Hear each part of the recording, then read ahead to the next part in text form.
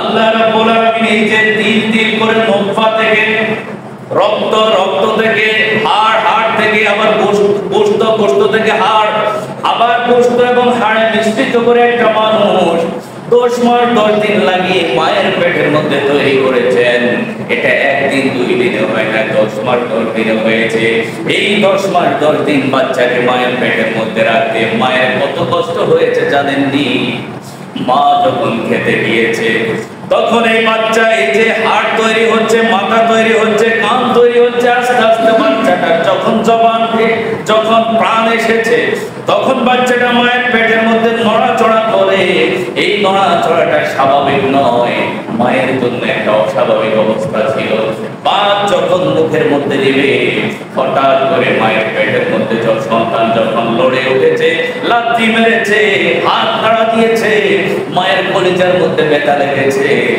মা সাথে সাথে পাথর প্লেটটা রেখে দিয়ে ঘরের কোণের মধ্যে গিয়ে অথবা বিছনার মধ্যে গিয়ে অথবা নির্জন একটা জায়গার মধ্যে গিয়ে চোখের পানি ছেড়ে দিয়েছে। পৃথিবীর কাউকে বেদনার কথা জানায় না।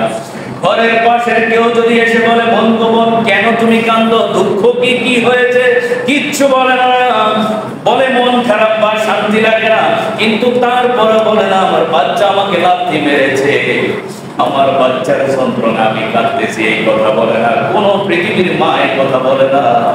এই মা এত কষ্ট করে সন্তানকে বড় করেছে পেটের ভিতরে, এরপরে সন্তানকে প্রসব করতে কত যন্ত্রণা, কত কষ্ট হয়েছে। আল্লাহর হাবিব সাল্লাল্লাহু আলাইহি ওয়াসাল্লাম বলে, এই সন্তান প্রসব করতে যে যন্ত্রণা হয়, কষ্ট হয়, ওই সময় আল্লাহ রাব্বুল আলামিন মায়ের আমলনামার মধ্যে সুদের ময়দানে গেলে শহীদ হলে যে সওয়াব, ওই সওয়াব মায়ের আমলনামার মধ্যে দিয়ে দেয়। জোরে বলে সুবহানাল্লাহ।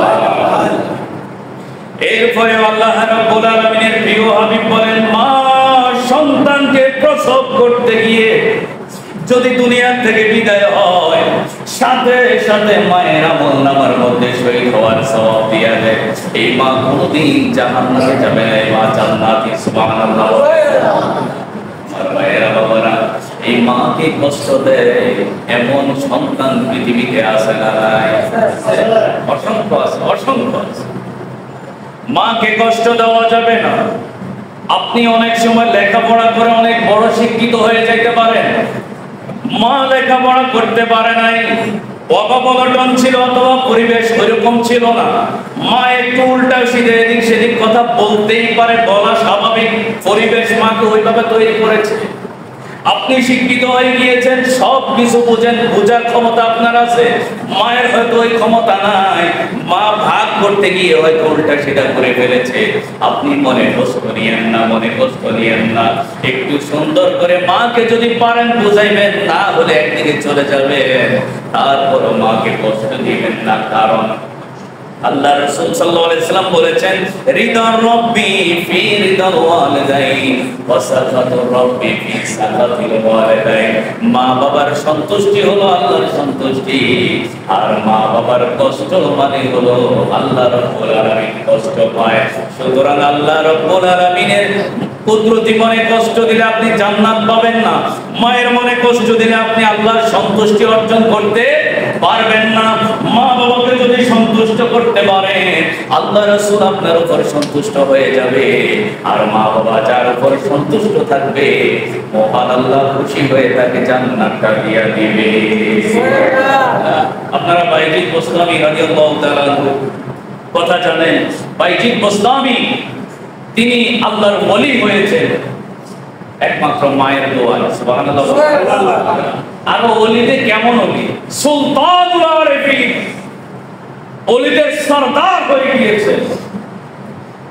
আমরা তো এখন ধরেন আমি 3 বছর কাজ করি, 8-10 জন লোক নিয়ে আমি কাজ করি, আমি 8-10 জন লোকের সদস্য।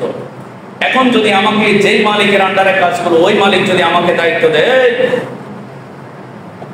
তুমি এই 8-10 জনের নেতৃত্ব দিবি, তুমি আজ থেকে সরদার, আমার কাছে খুশি লাগবে না? 8-10 জনের উপর মর্যাদা আমারে দিছে না? ঠিক এমনি ভাবে বাইজিদ বুস্তামি সাধারণ একজন মানুষ, মা দোয়া করেছেন নিশি রাত্রে, এই দোয়া আল্লাহ কবুল করে নিয়েছেন। দোয়ার বদৌলতে আল্লাহ রাব্বুল আলামিন বাইজিদ বুস্তামিকে সুলতানুল আরফিন ওলি আল্লাহদের সুলতান বানিয়ে দিয়েছেন। সুবহানাল্লাহ। এই জন্য মাদ্রাসায় আমি প্রায় সময় কথাটা বলি, আমরা যারা টাইটেল পাস করেছি, সিহা সিত্তা হাদিস করেছি, আমরা মাওলানা হয়েছি। যারা তাফসীর শাস্ত্রে কামিল পাস করে তারা মুফাসসির হয়, যারা হাদিস শাস্ত্রে কামিল পাস করে মুহাদ্দিস হয়, যারা ফিকহ শাস্ত্রে কামিল পাস করে মুফতি হয়, ডক্টর হয়, ইত্যাদি ইত্যাদি হয়। কিন্তু ওলি আল্লাহ হয় না। ওলি আল্লাহ হইতে হলে মাদ্রাসায় টাইটেল পাস করতে হয় না। ওলি আল্লাহ হইতে হলে একমাত্র ঈমানটা মজবুত রেখে, আদব ঠিক রেখে, আল্লাহ তার রাসূলের রেজামন্দি হাসিল করলে, নফল ইবাদত করলে, মা বাবার সন্তুষ্টি অর্জন করলে সে ব্যক্তি আল্লাহর ওলি হয়ে যায়। সুবহানাল্লাহ। এই জন্য অনুরোধ করব, বাবারে জিন্দেগি আমাদের বেশি দিন নাই, কচু পাতার পানির মতো। এখনই সিদ্ধান্ত নিয়ে নেন, আগামী দিন সিদ্ধান্ত নিব এই কথার মধ্যে থাকেন না, থাকেন না। এখনই সিদ্ধান্ত নিয়ে নেন, জীবনে অনেক করেছি, ভুল করেছি, ভালো করেছি, মন্দ করেছি, পিছনেরটা বাদ। এখন থেকে আমি সিদ্ধান্ত নিলাম, আল্লাহ মনে মনে আমি সিদ্ধান্ত নিচ্ছি, তুমি অন্তর্যামী আল্লাহ। এখন থেকে সিদ্ধান্ত নিচ্ছি, জীবনে যা কিছু করেছি করেছি, এখন থেকে আমি মা বাবার কথা ছাড়া একটি কদমও দেব না। এখনই সিদ্ধান্ত নিয়ে নেন, আমার কাছে ওয়াদা করার কোনো দরকার নাই। আপনি নিজে নিজে সিদ্ধান্ত নিয়ে নেন।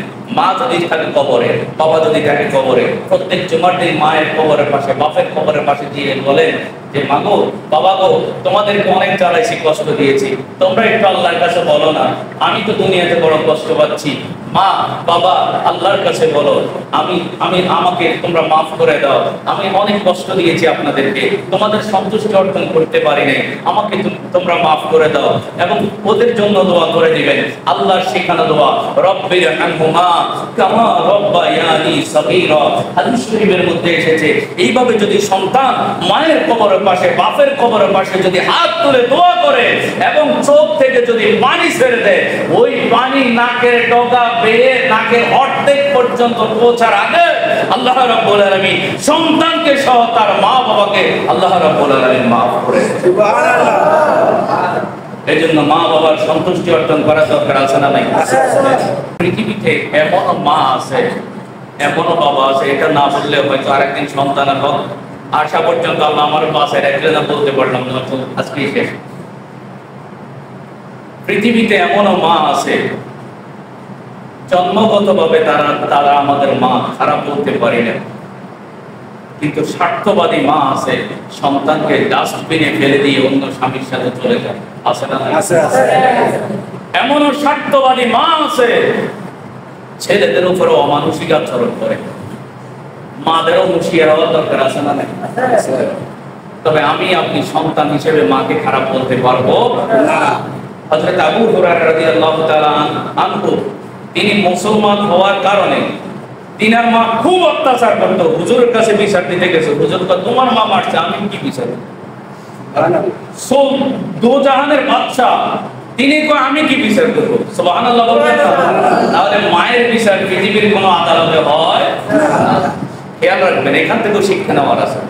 মা অনেক অত্যাচার করবে, কিন্তু সন্তান হিসেবে প্রতিবাদ করা যাবে না। শুধু আল্লাহর কাছে দোয়া করবেন, আল্লাহ আমার মাকে তুমি হেদায়েত দিয়ে দিন। আল্লাহ নিষিদ্ধ রাখবেন। মানুষের কাছে গিয়ে আপনি বিচার দিয়েন না মায়ের নামে, এটাও আরেক খারাপ।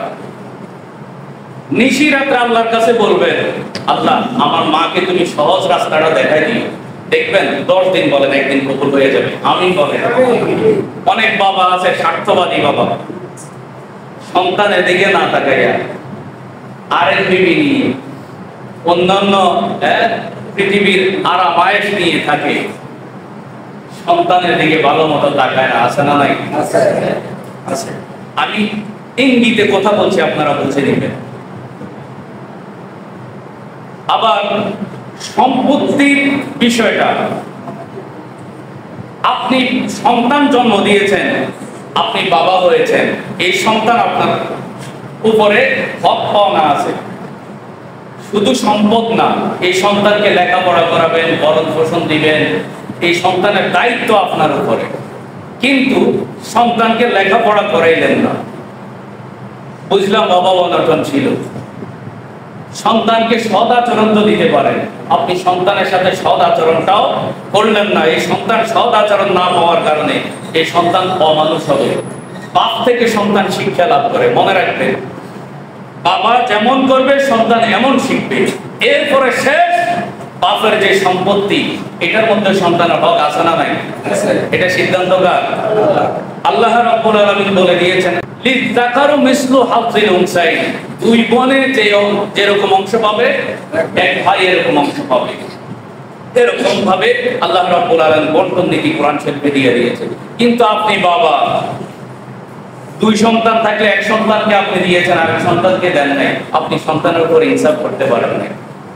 এই বেইনসাফের কারণে আল্লাহর কাঠ করা আপনি জবাবদিহি করতে হবে। শুধু একটা কথাই বললাম, এরকম হাজারো আছে না নাই? এরপরেও এত কিছুর পরেও মায়ের সাথে বাবার সাথে খারাপ আচরণ করা যাবে না। শুধু কি করতে হবে? দুইটা হাত, বলেন না, দুইটা হাত আল্লাহর দরবারে বাড়াই দিতে হবে। দুইটা হাত কার দরবারে বাড়াইতে হবে? কখন বাড়াবেন বেশি? নিশি রাত্রে, ওই সময় আল্লাহ আপনার কথা বেশি শুনবে। আল্লাহ রাব্বুল আলামিন আমাকে আপনাদেরকে মা এবং বাবার মর্যাদা রক্ষা করে মা এবং বাবার খেদমত করার তৌফিক দান করে। সবাই বলেন আমিন।